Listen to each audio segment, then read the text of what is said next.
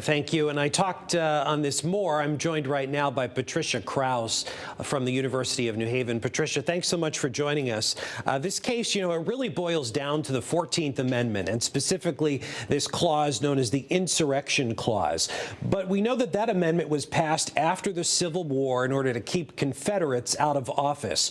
So I guess my question is this really just a dusty relic, or could this actually be used to apply to modern day politicians?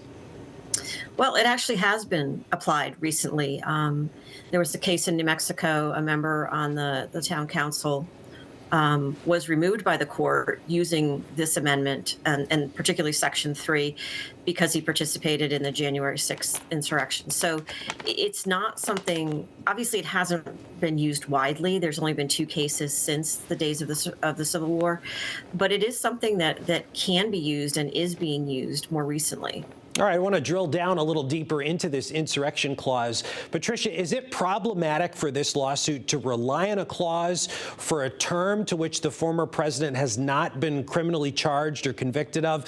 In other words, we know that Trump is facing 91 criminal charges across 4 jurisdictions, but even following the January 6th Capitol riot, insurrection is not one of them.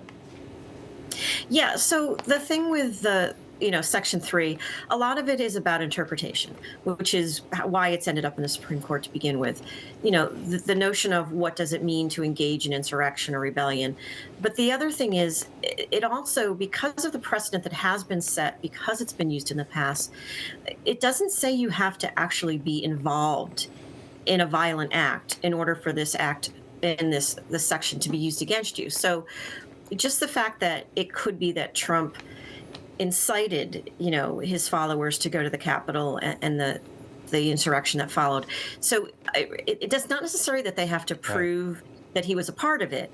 They really just have to prove that he possibly did things to incite his followers to participate in the insurrection. So let's talk quickly about the makeup of the Supreme Court. We know it now leans conservative. 3 of the 9 justices were appointed by the former president.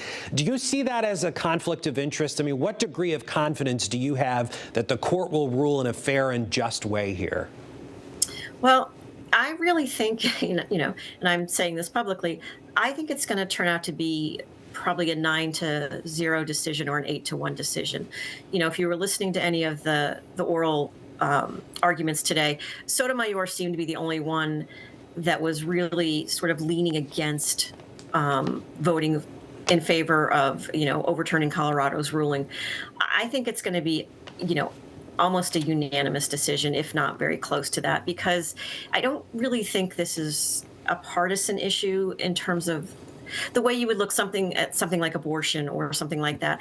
A lot of this just boils down to states' rights and whether the state has the right to do something like this if it comes into direct conflict with the Constitution.